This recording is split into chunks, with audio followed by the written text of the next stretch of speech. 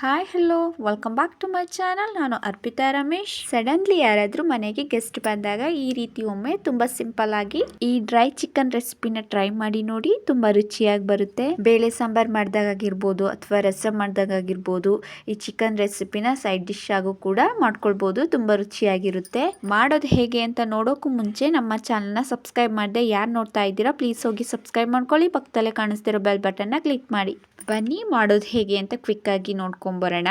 ಮೊದಲಿಗೆ ಒಂದು ಅರ್ಧ ಕೆಜಿ ಆಗುವಷ್ಟು ಚಿಕನ್ನ ಚೆನ್ನಾಗಿ ತೊಳೆದು ಇಟ್ಕೊಂಡಿದ್ದೀನಿ. ಇದಕ್ಕೆ ಇವಾಗ ಒಂದು ಅರ್ಧ ಟೀ ಸ್ಪೂನ್ ಆಗುವಷ್ಟು ಅರಿಶಿನ, 1 ಟೀ ಸ್ಪೂನ್ ಆಗುವಷ್ಟು ಧನಿಯಾ ಪೌಡರ್, 1 ಟೀ ಸ್ಪೂನ್ ಆಗುವಷ್ಟು ರೆಡ್ ಚಿಲ್ಲಿ ಪೌಡರ್, ಅರ್ಧ ಟೀ ಸ್ಪೂನ್ ಆಗುವಷ್ಟು garam masala, 1/4 teaspoon pepper powder, ಒಂದು ಅರ್ಧ ಟೀ ಸ್ಪೂನ್ ಆಗುವಷ್ಟು ಚಿಕನ್ ಮಸಾಲ, ಹಾಗೆ 2 ಟೀ ಸ್ಪೂನ್ ಆಗುವಷ್ಟು ಶುಂಠಿ ಬೆಳ್ಳುಳ್ಳಿ ಪೇಸ್ಟ್, 2 ಮೀಡಿಯಂ ಸೈಜ್ದು ಈರುಳ್ಳಿನ ಸಣ್ಣ ಸಣ್ಣದಾಗಿ ಹೆಚ್ಚಿ ಹಾಕೊಳ್ತಾ ಇದ್ದೀನಿ.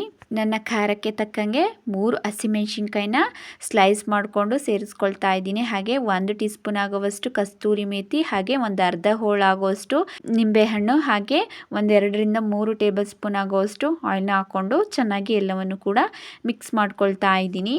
ಆದಷ್ಟು ಚೆನ್ನಾಗಿ ಮಿಕ್ಸ್ ಮಾಡ್ಕೊಳ್ಳಿ. ಸ್ಪೈಸಸ್ ಎಲ್ಲ ಈ ಚಿಕನ್ಗೆ ಚೆನ್ನಾಗಿ ಅಂಟ್ಕೋಬೇಕು, ಚೆನ್ನಾಗಿ ಮಿಕ್ಸ್ ಆಗಬೇಕು. ಅಲ್ಲಿ ತನಕ ಚೆನ್ನಾಗಿ ಮಿಕ್ಸ್ ಮಾಡಿಕೊಂಡು ಇವಾಗ ಇದಕ್ಕೆ ರುಚಿ ನೋಡಿಕೊಂಡು 1 ಟೇಬಲ್ ಸ್ಪೂನ್ ಆಗುವಷ್ಟು ಪುಡಿ ಉಪ್ಪನ್ನ ಸೇರಿಸ್ಕೊಳ್ತಾ ಇದ್ದೀನಿ. ಪುಡಿ ಉಪ್ಪು ಸೇರಿಸಿದ್ಮೇಲೂ ಕೂಡ ಚೆನ್ನಾಗಿ ಇನ್ನೊಂದ್ಸಲ ಮಿಕ್ಸ್ ಮಾಡ್ಕೊಳ್ತಾ ಇದ್ದೀನಿ. ನಾವಿವಾಗ ಎಷ್ಟು ಚೆನ್ನಾಗಿ ಮಿಕ್ಸ್ ಮಾಡ್ಕೊಳ್ತೀವೋ ಅಷ್ಟು ರುಚಿಯಾಗಿ ಬರುತ್ತೆ ಈ ಚಿಕನ್ನು. ಮಿಕ್ಸ್ ಮಾಡ್ಕೊಂಡಾದ್ಮೇಲೂ ಕೂಡ ಒಂದು ಅರ್ಧ ಗಂಟೆಯಿಂದ 1 ಅವರ್ ಆದರೂ ಈ ಚಿಕನ್ನು ಈ ಸ್ಪೈಸಸ್ ಜೊತೆ ಚೆನ್ನಾಗಿ ನೆನಿಬೇಕು. ನಾನಿಲ್ಲಿ ಒಂದು ಅರ್ಧ ಗಂಟೆ ಆಗುವಷ್ಟು ಚೆನ್ನಾಗಿ ನೆನೆಸ್ಕೊಂಡಿದ್ದೀನಿ.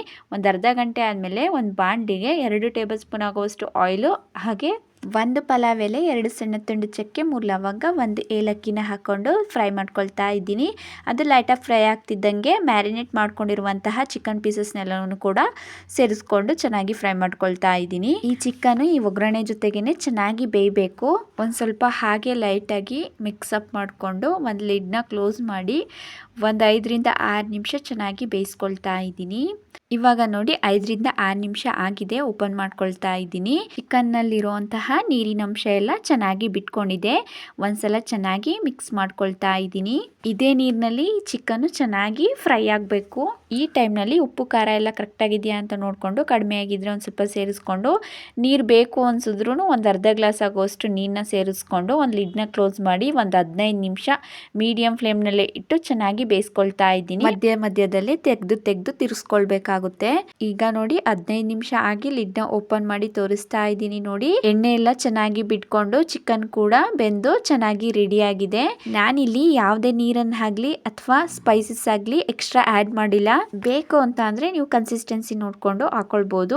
ಲಾಸ್ಟ್ ನಲ್ಲಿ ಕೊತ್ತಂಬರಿ ಸೊಪ್ಪನ್ನ ಸಣ್ಣ ಸಣ್ಣದಾಗಿ ಹೆಚ್ಚಿ ಸೇರಿಸ್ಕೊಳ್ತಾ ಇದ್ದೀನಿ. ಸೇರಿಸ್ಕೊಂಡು ಚೆನ್ನಾಗಿ ಒಂದ್ಸಲ ಮಿಕ್ಸ್ ಮಾಡ್ಕೊಂಡ್ರೆ ಈ ಡ್ರೈ ಚಿಕನ್ ರೆಸಿಪಿ ರೆಡಿ ಆಯ್ತು.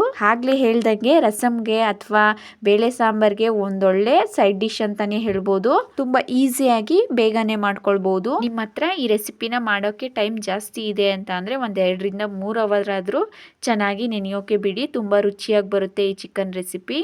ಈ ಡ್ರೈ ಚಿಕನ್ ರೆಸಿಪಿ ನಿಮ್ಗೆ ಇಷ್ಟ ಆಗಿದ್ರೆ ಮನೇಲಿ ಒಂದ್ಸಲ ಟ್ರೈ ಮಾಡಿ. ಹೇಗ್ ಬಂತು ಅಂತ ಕಮೆಂಟ್ ಸೆಕ್ಷನ್ ಅಲ್ಲಿ ಕಮೆಂಟ್ ಮಾಡಿ ತಿಳಿಸಿ. ಹಾಗೆ ಲೈಕ್ ಮಾಡಿ, ಶೇರ್ ಮಾಡಿ. ಇನ್ನಷ್ಟು ಈಸಿ ರೆಸಿಪೀಸ್ಗೋಸ್ಕರ ನಮ್ಮ ಚಾನಲ್ನ ಸಬ್ಸ್ಕ್ರೈಬ್ ಮಾಡ್ಕೊಳ್ಳೋದಂತೂ ಮರಿಬೇಡಿ. Thank you.